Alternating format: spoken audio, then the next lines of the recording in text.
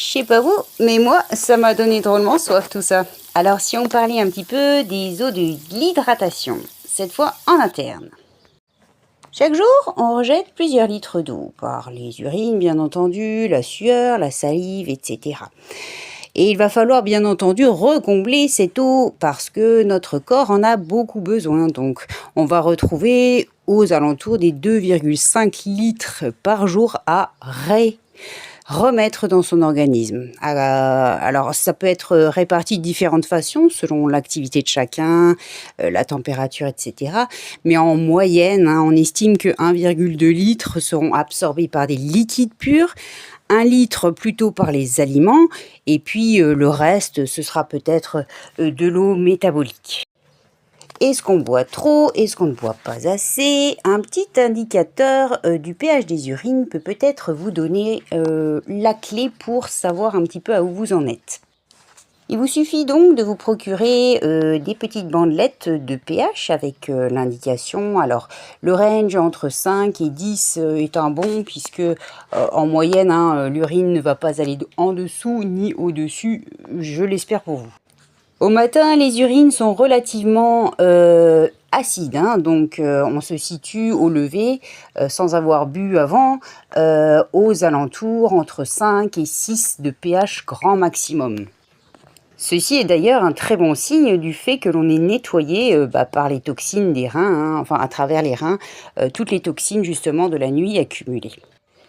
Toujours hors des repas puisque bien sûr l'alimentation va influencer le pH. Donc avant de manger à midi, on peut refaire un petit test pipi sur une petite bandelette et vérifier que le pH va se situer cette fois aux alentours de 7. En fin de journée, toujours voir si effectivement on a bu de trop ou pas assez dans la journée. On va prendre encore une fois, avant le repas du soir, le pH de son urine éventuellement. Il sera alors compris dans des valeurs grosso modo moyennes entre 7,5 et 8,5 grands maximum. À présent, parlons de l'eau de consommation. Bouteille ou robinet, les deux sont possibles.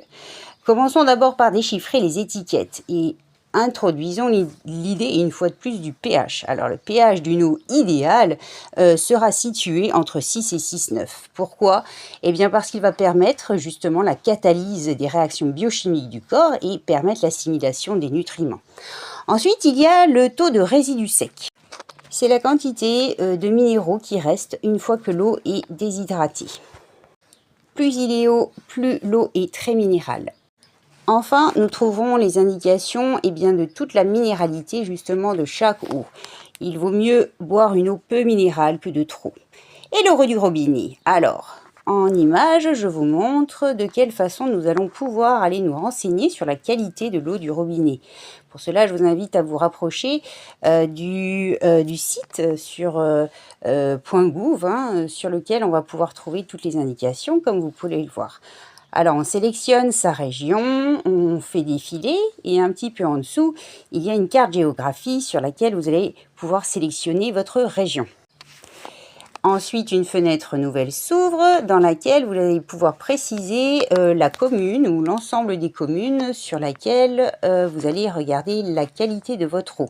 Et puis en zoomant, vous allez vous rendre compte qu'il y a effectivement tous les paramètres relativement récents, c'est souvent sous moins de 1 mois, qui concernent l'eau de votre robinet. Donc si le pH semble bon, si toute la qualité est à peu près correcte selon ce que vous en désirez, et bien dans ce cas-là, effectivement, l'eau du robinet reste la meilleure.